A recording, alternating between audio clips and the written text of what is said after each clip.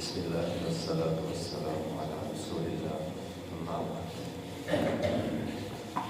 یہ صفحہ نمبر ہے 134، آیت نمبر ہے 183، 184 اور 185۔ اعوذ باللہ من الشیطان الرجیم، بسم اللہ الرحمن الرحیم۔ الذین قالوا ان اللہ عہد الینا الا نؤمن لرسول حتی یأتینا بقربان تأکل النار قل قد جاءکم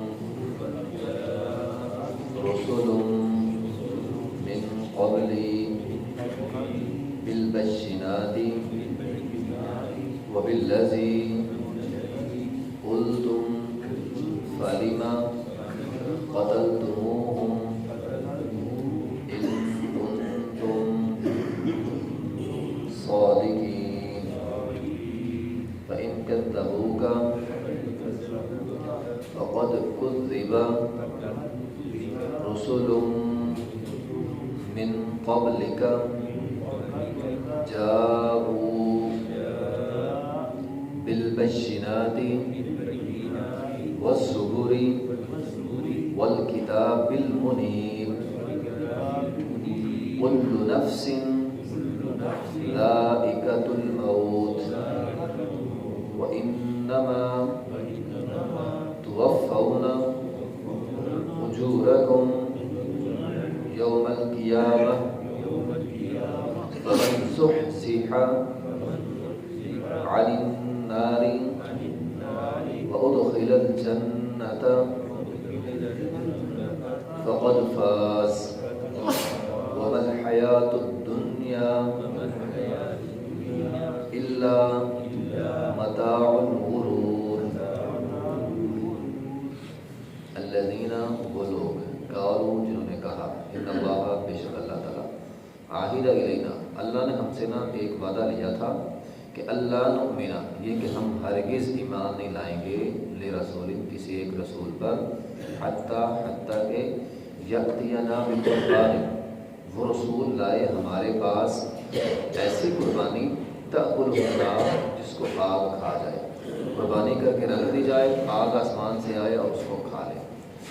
قل اے پیغمبر آپ کہہ دیں قد جاءکم رسل من قبل تحقیق آئے تمہارے پاس کئی رسول مجھ سے پہلے بالبینات واضح نشانیاں لے کر، وبالذی اور وہ نشانی لے کر بھی یعنی وہ آگ کھانے والی قربانی آگ کھانے والی نشانی لے کر بھی قلتم جو تم کہتے ہو تو فلم قتلتموہم تو پھر تم نے انبیاء کو قتل کیوں کیا، ان کنتم صادقین اگر ہو تم سچے۔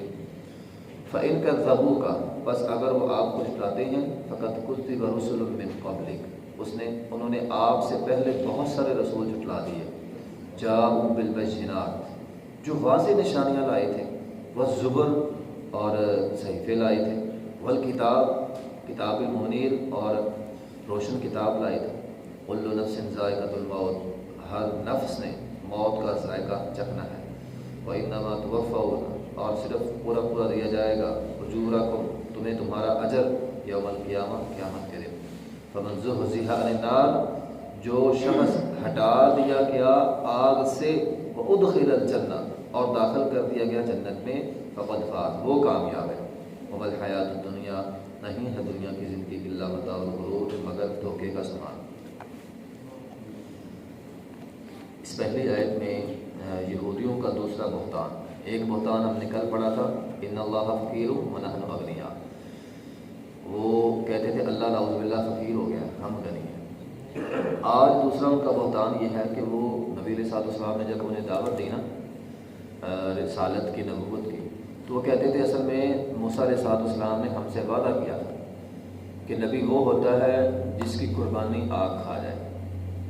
مطلب اس کا یہ ہے ہمارے ہاں غنیمت کا مال حلال ہے، ہمارے ہاں قربانی کا گوشت، یہ جو ہم قربانی کرتے ہیں نا، عید قربان کو جب قربانی کرتے ہیں وہ گوشت ہم کھا سکتے ہیں۔ پہلی امتوں کے لیے ایسا نہیں تھا، پہلی امتوں کے لیے نہ غنیمت کا مال حلال تھا اور نہ ہی قربانی۔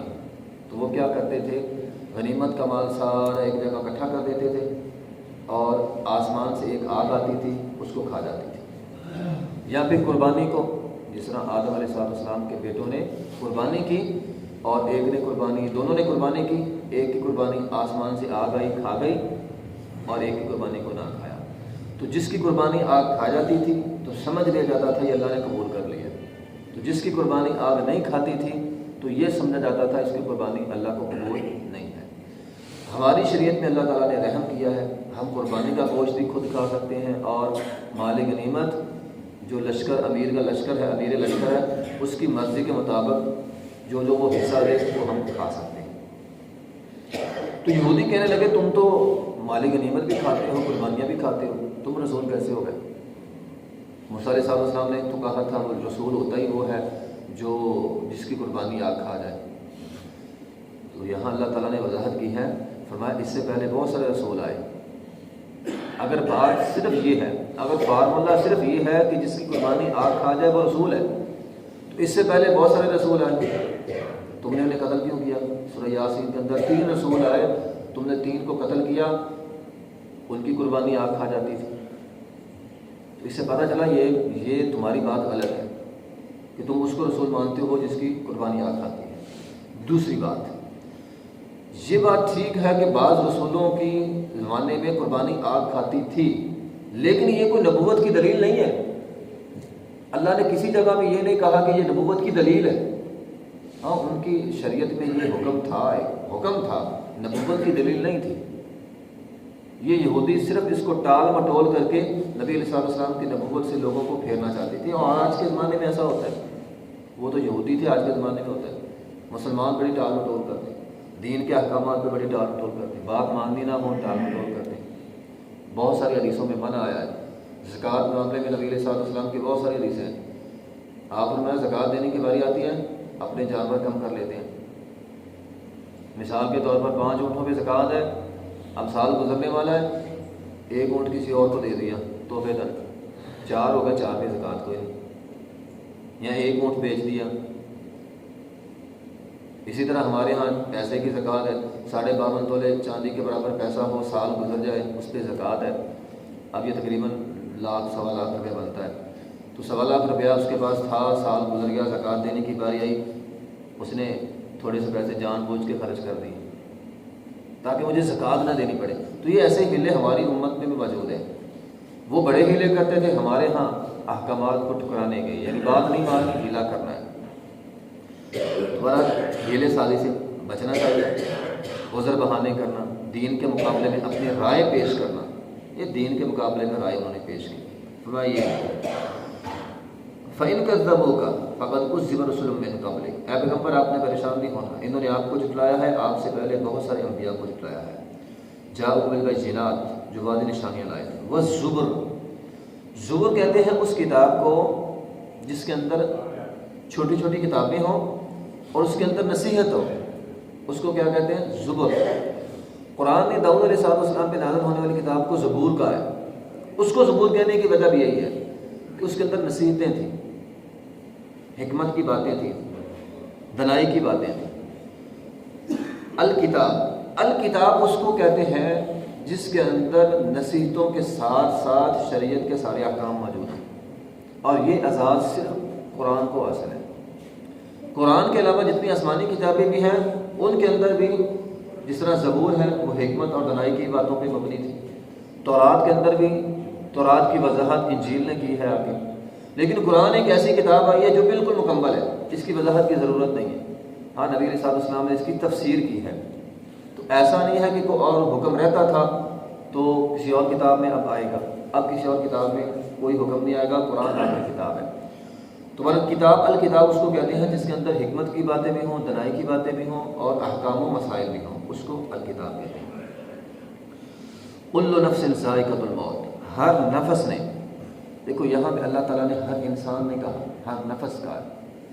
نفس کس کو کہتے ہیں؟ نفس کہتے ہیں روح کو، روح اور جسم دونوں کو بھی کہتے ہیں، اکیلی روح کو بھی کہتے ہیں۔ تو کیا مطلب؟ ہر روح نے موت کے مرحلے سے گزرنا ہے، چاہے وہ انسان کی ہو، چاہے وہ جانور کی ہو، پرندے کی ہو، حشرات الارض کی ہو، جس کے اندر بھی روح ہے، جس کو ذی روح کہتے ہیں، جس کے اندر بھی روح ہے اس نے موت کے مرحلے سے گزرنا ہے۔ ذائقۃ الموت، ذائقہ کسے کہتے ہیں؟ ہم بھی چیزوں کا ذائقہ چکھتے ہیں۔ علم کی 3 قسمیں ہوتی ہیں۔ ایک علم ہوتا ہے علم الیقین، ایک ہوتا ہے عین الیقین، آنکھوں سے دیکھنا، ایک ہے حق الیقین۔ علم یقین کا مطلب یہ ہے کہ آپ کو خبر دے دی جائے، خبر کے ذریعے ہو جاتا ہے، بندہ یہاں خبر دیتا ہے فلاں کام ایسے ہو گیا، یہ ہے علم یقین، ہمیں کسی نے خبر دی، ہمیں پتہ چل گیا۔ ایک ہوتا ہے عین الیقین، خبر بھی دی ہے لیکن ساتھ جا کر ہم نے دیکھا بھی ہے، آنکھوں سے دیکھنے سے پتہ چل گیا۔ مثال کے طور پر باہر یہاں کوئی پھل والا آ جاتا ہے، میں یہاں پر بیٹھ کر بتاتا ہوں آپ کو باہر یہ پھل سیب والا آیا ہے، یہ کیا ہے؟ علم یقین ہے۔ ایک آپ باہر جا کے اٹھ کے دیکھتے ہیں، سیب اپنی آنکھوں کے سامنے دیکھ لیتے ہیں، یہ ہوتا ہے عین الیقین۔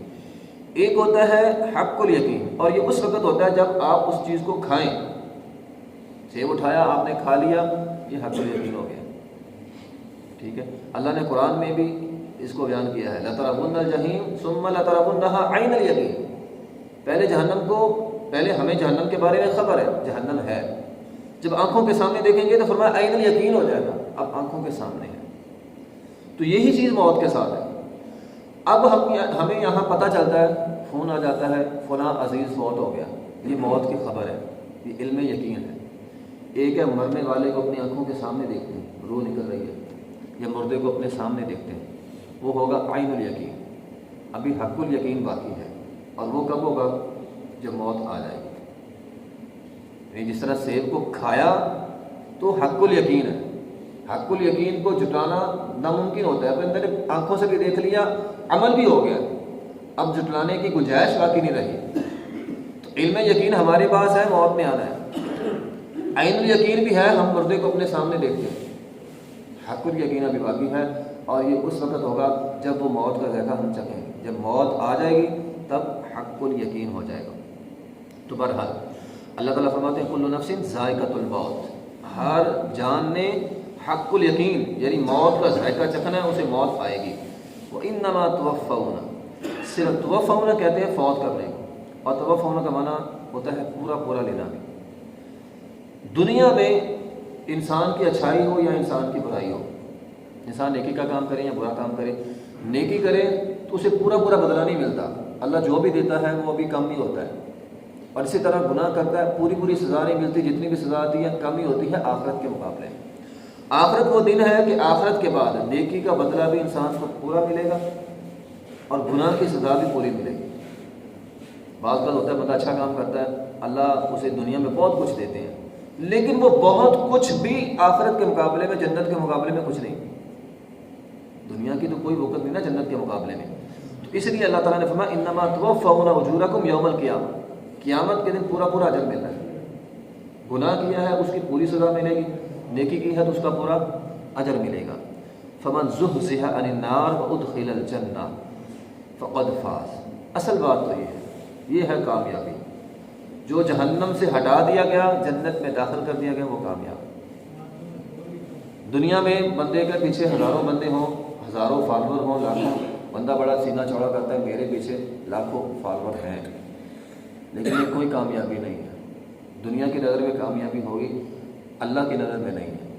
اللہ کی نظر میں کامیابی یہ ہے انسان مرے اور ہزاروں کی تعداد میں فرشتے موجود ہوں، وہ وسیلے ملائکہ ہو، حنظلہ رضی اللہ تعالیٰ عنہ فرشتے غسل دینے آئے تھے، سعد رضی اللہ تعالیٰ عنہ نبی علیہ السلام ایڑیاں اٹھا رہے تھے جنازگاہ میں، اے اللہ کے رسول آپ ایڑیاں کیوں اٹھا رہے ہیں؟ فرمایا فرشتوں کی تعداد اتنی زیادہ پاؤں رکھنے کی جگہ نہیں۔ تو بات ہے اصل کامیابی یہ ہے۔ یہ حال ہی میں مکی صاحب رحمہ اللہ تعالیٰ مرتے وقت کلمہ پڑھا ہے اور لوگوں کو گواہ بنا کے پڑھا ہے، یہ اصل کامیابی۔ اور آپ سوچیں یہ بات، یہ کلمہ ایسے ہی ہو جاتا ہے، مکی صاحب نے کلمہ ایسے ہی پڑھ لیا، آپ ان کی پوری زندگی دیکھیں، انہوں نے ایسے کلمہ نہیں پڑھا، دین کے لیے سب کچھ وقف کیا ہے، جان بھی، مال بھی، وقت بھی، دن رات دین پر محنتیں کی ہیں، تو مرتے وقت کلمہ نصیب ہوا۔ اکیلی دعاؤں سے نہیں، دعا کرنا جی، دعا کرنا جی، دعا اکیلی دعاؤں سے ساتھ ساتھ محنت بھی ہے، دعا بھی ہے، محنت بھی ہے۔ تو جو بندہ دین کو اوڑھنا بچھونا بنائے گا، مرتے وقت کلمہ اس کو نصیب ہوگا۔ یہ ہمارے سامنے حالیہ مثال موجود ہے۔ بندہ کامیاب وہ ہے جسے مرتے وقت کلمہ نصیب ہو جائے، دین پر اسے موت آئے، لا تموتن الا وانتم مسلمون، اسلام پہ، دین پہ، نیکی کا کام کرتے ہوئے بندے کو موت آئے، یہ اصل کامیابی، یہ فقد فاز ہے۔ انما الاعمال بالخواتیم ہوتا ہے، بندے نے ساری زندگی اچھے کام کیے ہیں، مرتے وقت برا کام کر رہا ہے، انما الاعمال بالخواتیم، اس کا انجام برا ہوگا۔ اگر مرتے وقت دین پہ موت آ جائے، قرآن پہ موت آ جائے، کلمے پہ موت آ جائے، فقد فاز، بندہ وہ کامیاب ہو گیا۔ وَمَا الْحَيَاةُ الدُّنْيَا إِلَّا مَتَاعُ الْغُرُورِ، یہ ہے دنیا کا دھوکہ، یہ دنیا کا دھوکہ یہ ہے، جس دنیا کے لیے آخرت برباد کر رہے ہیں وہ دنیا ہمیں چھوڑ جائے گی، ساتھ ایک روپیہ نہیں جانے دے گی، یہ دنیا کا اصل میں دھوکہ ہے۔ تو بہرحال صحیح مسلم کی حدیث ہے، نبی علیہ السلام نے فرمایا ہے، جو شخص جنت میں جانا چاہتا ہے، جہنم سے بچنا چاہتا ہے، ایک کام آپ نے بتایا تھا، نبی علیہ السلام نے فرمایا جو شخص یہ چاہتا ہے وہ جنت میں چلا جائے، جہنم سے ہٹا دیا جائے، فمن زحزح عن النار، جہنم سے ہٹا دیا جائے، وادخل الجنہ، اور جنت میں داخل کر دیا جائے، وہ لوگوں کے ساتھ وہی سلوک کرے جو اپنے لیے پسند کرتا ہے۔ بندہ چاہتا ہے سارے میرے ساتھ اچھا کریں، کہ کوئی یہ بھی چاہتا ہے میرے ساتھ برا ہو جائے، تو جو چاہتا ہے میرے ساتھ اچھا ہو وہ لوگوں کے ساتھ اچھا کر لے، لوگوں کے ساتھ اچھا کر لے، اس کے ساتھ بھی اچھا ہوگا، اور وہ جنت میں جائے گا، جہنم سے بچا لیا جائے گا۔ تو بہرحال اصل کامیابی یہ ہے، کاش ہمیں یہ بات، ہمارے پتہ تو ہے، ہمیں علم تو ہے، ہمیں وہی بات ہے، یقین نہیں ہے، غافل ہو جاتے ہیں کبھی کبھار ہم۔ تو اصل کامیابی یہ ہے کہ انسان کی آخرت بہتر ہو جائے، دنیا جیسے بھی گزر جائے کوئی بات نہیں، آخرت بہتر ہو جائے، جہنم کا ایک چکر لگنے سے دنیا کی ساری عیاشی ختم ہو جائے گی، اور جنت کا ایک چکر لگنے سے دنیا کے سارے غم بھول جائیں گے۔ اسی لیے فرمایا اصل کامیابی یہ ہے کہ بندہ جنت میں داخل ہو جائے۔ وآخر دعوانا الحمدللہ۔